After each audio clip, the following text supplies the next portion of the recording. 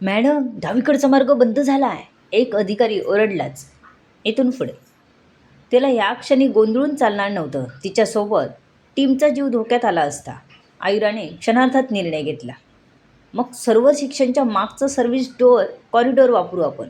राजू, तू सांगितलेला secret passage कुठे उघडतो? मॅपप्रमाणे मागच्या पार्किंगमध्ये, राजूने लगेच सांगितलं. परफेक्ट, सगळे माझ्या मागे चला. आयुरा फास्ट चालत पुढे झाले. ते धावत सर्व सेक्शनकडे गेले. मध्येच पुन्हा दोन गुंड समोर आले. रोहन आणि दुसऱ्या अधिकाऱ्याने त्यांना खालीच पाडलं. आयुराने भिंतीमागचा पॅनल उघडला. त्यामागे अरुंद लोखंडी मार्ग होता. एकामागून एक आत, ती म्हणाले. जखमी अधिकाऱ्यांना आधी आत सोडलं गेलं. मग पुरावे घेऊन बाकीचे आत शिरले. आयुरा सगळ्यात शेवटी आत जाणार इतक्यात मागून पुन्हा गोळीबार झाला. एक गोळी तिच्या जवळच्या भिंतीवर आदळली आणि ठिणग्या उडाल्या. तिने मागे वळून शेवटच्या 2 गोळ्या झाडल्या आणि त्या गुंड्यांना थांबवलं. मॅडम, लवकर, रोहन ओरडला. आयुरा आत शिरली आणि मागून पॅनल बंद करण्यात आलं. काही मिनिटातच ते मागच्या पार्किंग जवळच्या बाहेरच्या दरवाजापाशी पोचले. बाहेर त्यांच्या 2 गाड्या आधीच तयार होत्या. बाहेर उभ्या टीमने आधीच त्यांचा मार्ग मोकळा केला होता. आयुरा बाहेर पडताच थंड रात्रीचा वारा तिच्या चेहऱ्यावर आला. पण तिच्या मनात एकच गोष्ट होती. मिशन पूर्ण झालं. सगळे आले का? तिने मोठ्या आवाजात विचारलं. Yes madam. 6-7 जण जखमी आहेत, पण सगळे बाहेर आलेत, एक टीम मेंबर म्हणाला. पुरावे? आयुराला तीही काळजी होती. ज्यासाठी ते आलो तेच इथे सोडून गेलो तर काय उपयोग एवढ्या मोठ्या मिशनचा? घेतले, सगळं सुरक्षित आहे, राजू म्हणाला. आयुराने एकदा मागे वळून अधिराजच्या मुख्य अड्ड्याकडे पाहिलं. लाल दिव्यांनी अजूनही इमारत लुकलुकत होती. आत गोंधळ माजला होता, पण ब्लॅक क्वीनने तिचं काम पूर्ण केलं होतं. मो, ती शांतपणे म्हणाली. क्षणात गाड्या अंधार चिरत तिथून निघून गेल्या. हे ऑपरेशन थोडं जास्तच वेळ चाललं होतं. गाडीत बसताच अचानक तिच्या पोटात कळ आली. पहिला विचार तिला आपल्या पोटातल्या बाळाचा आला. हॉस्पिटल, ती कशीबशी वेदना सहन करत म्हणाली. तिने फोन काढला आणि आयुषला कॉल केला. हॅलो आयुष, तुम्ही हॉस्पिटलला पोहोचा, आपण तिकडेच भेटू, आयुराने सांगितलं. आयु, तू ठीक आहेस ना? आयुषने काळजीने विचारलं. हो हो, मी ठीक आहे, पण यशला पायाला गोळी लागली आहे. तिकडे बघायला जायला लागेल. तिने सध्या त्याला काळजीत टाकायचं टाळलं. ठीक आहे, मी पोचतो हॉस्पिटलला, म्हणून आयुषने सरळ गाडी हॉस्पिटलकडे घेऊन निघाला. तिला स्वतःची नाही पण बाळाची काळजी वाटत होती.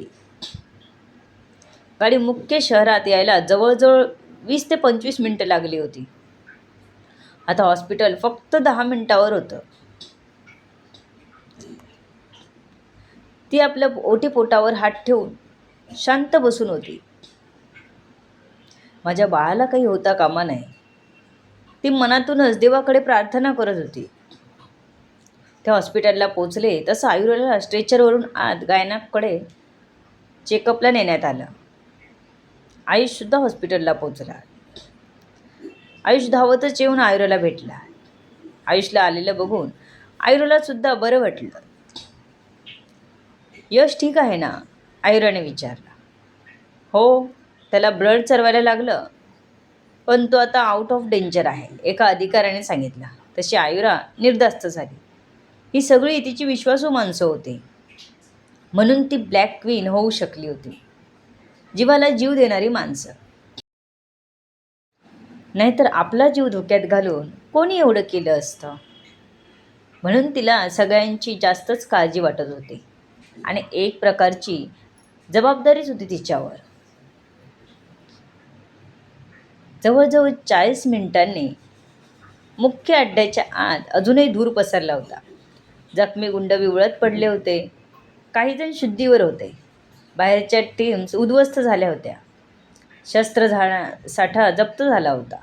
सर्व सिस्टम बंद पडली होती. कागदपत्र, ड्रग्ज, पैसे, हार्ड डिस्क सगळं हातातून निघून गेलं होतं. नेटवर्क जॅमरचा परिणाम हळूहळू कमी होऊ लागला. एका जखमी गुंडाने थरथरत्या हाताने खिशातून फोन काढला. त्याच्या कपाळावर रक्त होतं. हात कापत होता. स्क्रीन धूसर दिसत होती. तरीही त्याने कसाबसा एक नंबर डायल केला. इंग्लंडमध्ये त्यावेळी संध्याकाळ होत होती. अधिराज आपल्या आलिशान पेंट हाऊसमधल्या बारजवळ उभा होता. हातातल्या ग्लासमधील पेय हलवत तो पुढच्या डीलसाठी विचार करत होता. भारतातल्या अड्ड्यांबद्दल त्याला पूर्ण खात्री होती. त्याचं जाळं, त्याची माणसं, त्याची सुरक्षा सगळं अभेद्य आहे असंच त्याला वाटत होतं. तेवढ्यात त्याचा खास इमर्जन्सी फोन वाजला. स्क्रीनवरून भारतातून येणारा सुरक्षित नंबर झळकला. अधिराजने भुवया उंचावत कॉल उचलला. हॅलो. समोरून काही क्षण फक्त धापा टाकण्याचा आवाज येत होता. अधिराजचा चेहरा कठोर झाला. कोण बोलतोय? सर. तिकडून थरथरता तुटक आवाज आला. मी राघव. राघव? ही काय अवस्था आहे तुझी? आणि यावेळेस फोन का केलास तू? समोरून काही क्षण करण्याचा आवाज आला. त्यानं प्रत्यक्षात बोलताना त्याच्या छातीत वेदना उसळत होत्या असं वाटत होतं. मग कसा बसा तो म्हणाला.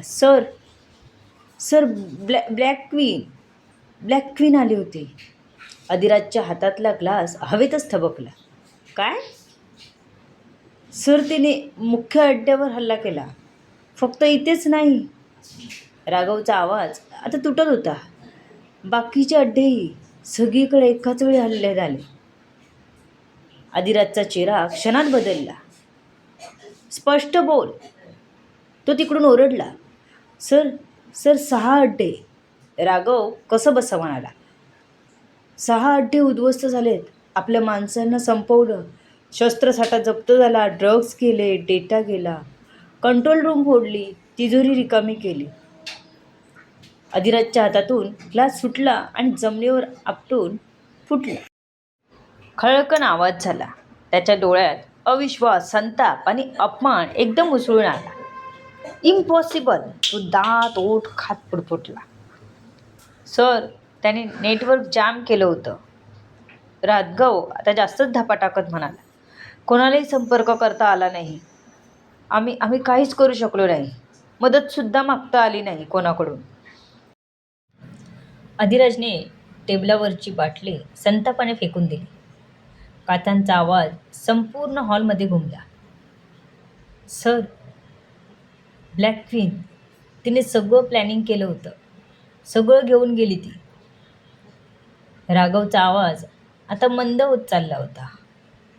फाईल, हार्ड डिस्क, डायरी सगळं गेलं. अधिराज काही क्षण पूर्णपणे शांत उभा राहिला. 6 अड्डे एकाच रात्रीत. त्याच्या साम्राज्याच्या 6 मजबूत भिंती एका स्त्रीने आणि तिच्या टीमने कोसळवल्या होत्या. त्याच्या डोळ्याच्या नसा संतापाने लाल झाल्या होत्या. Black queen. तो हळूहळू पुटपुटला. तू माझ्या साम्राज्यावर हात टाकलास. आता मी तुझं आयुष्य राख करून टाकेन. त्याने फोन जोरात कट करून बेडवर फेकला. पुढच्या क्षणी त्याने टेबलवरची प्रत्येक वस्तू संतापाने फेकून दिली. कागद हवेत उडाले. बाटल्या फुटल्या. काचेचे तुकडे जमिनीवर विखुरले. पण त्याला त्याची फिकीरच नव्हती. त्याच्या छातीत सुडाचा ज्वालाग्नी धडधडत होता. त्या रात्री अधिराजला पहिल्यांदाच जाणवलं. ब्लॅक क्वीन फक्त त्याच्या मार्गातला अडथळा नव्हती. ती त्याच्या संपूर्ण साम्राज्याला गिळायला निघालेली वादळ होती.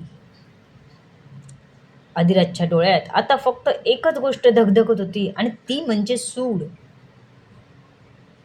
त्याने दोन्ही हाताने टेबलाची कडा घट्ट पकडली. बोटं घट्ट रुतली होती. जणू टेबलाचा चुराच करतील की काय, इतकी घट्ट रोवली होती. हाताच्या नसा ताठ झाल्या होत्या. काही क्षण तो जागच्या जागीच उभा राहिला. मग अचानक त्याने स्वतःला सावरलं. संतापाचा उद्रेक थांबला नव्हता, पण त्याचं रूप आता अधिक धोकादायक झालं होतं. थंड रक्ताचा पिपासू राक्षस. कोण आहे ही ब्लॅक क्वीन? काय समजते स्वतःला? माझे 6 अड्डे उडवून ती मोठी झाली का? असं तिला वाटत असेल तर हा तिचा भ्रम आहे. मी इतका कमकुवत नाही. माझ्याशी 2 हात करायची हिंमत ठेव. मी येतोय. तो रागाने आणि द्वेषाने फुत्कारला. पाहूया पुढच्या भागात. सर्व गोष्टी जाणून घेण्यासाठी पुढील भाग वाचायला आणि ऐकायला विसरू नका. तुमच्या अमूल्य प्रतिसादाची आतुरतेने वाट बघते. लेखिका शब्दवेदी उर्फ संतोषी गजानन राणे पाताळे. धन्यवाद. या कथेला जास्तीत जास्त लोकांपर्यंत पोचवा. लाईक करा, कमेंट करा आणि शेअर करा. चॅनलला सबस्क्राईब करा. धन्यवाद.